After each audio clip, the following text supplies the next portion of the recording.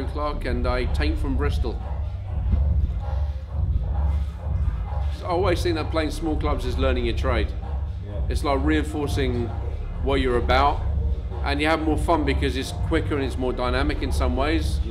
Although obviously when you get like 6,000 or 10,000 people screaming, that's quite amazing.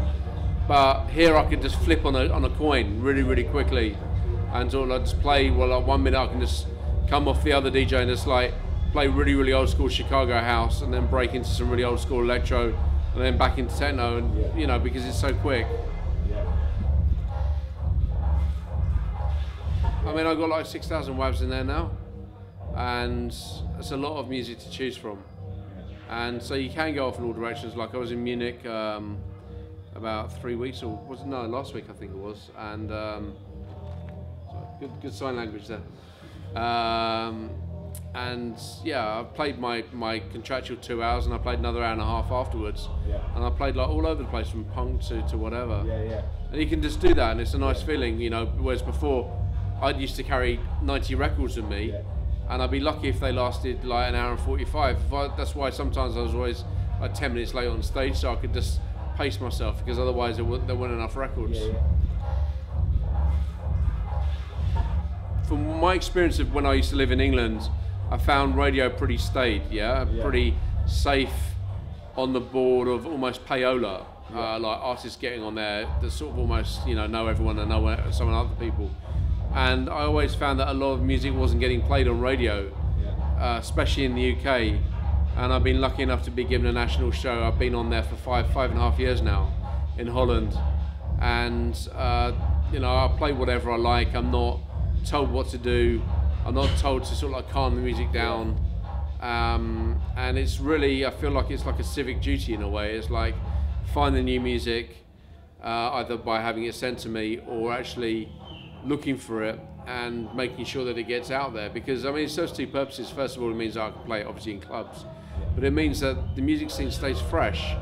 Because what I've found is a lot of people that are in this music scene definitely pull the ladder up after they've climbed it. And I think that's really unfair. I found it difficult enough climbing that ladder, but I want other people to come through, because the thing is, like, honestly, I think what's come out of England from techno, not a lot anymore, like as DJs that made it on the world stage. And I think that's because a lot of people pulled the ladder up after them. And also because Radio 1 sort of banned techno from being on the radio as well. I think it's sort of made it very difficult over here.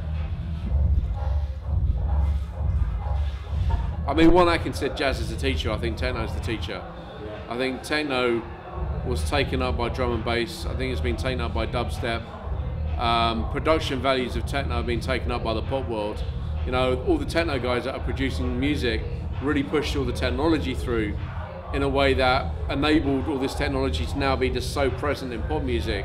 It wouldn't have happened without techno. It wouldn't have happened. It just wouldn't have. So I think, you know, techno's a ground for a lot of musical genres to come through.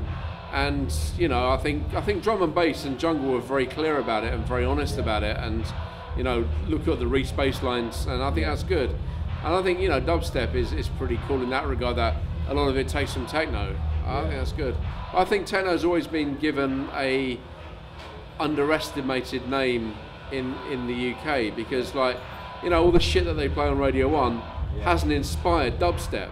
You know, apart from maybe drum and bass, it hasn't inspired it. You know, you listen to what they play on in the evening, it wouldn't have inspired a musical scene at all.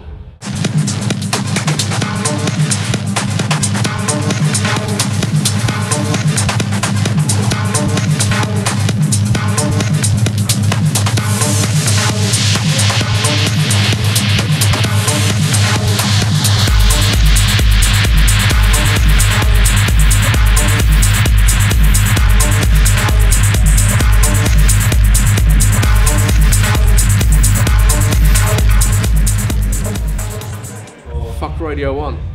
Yeah.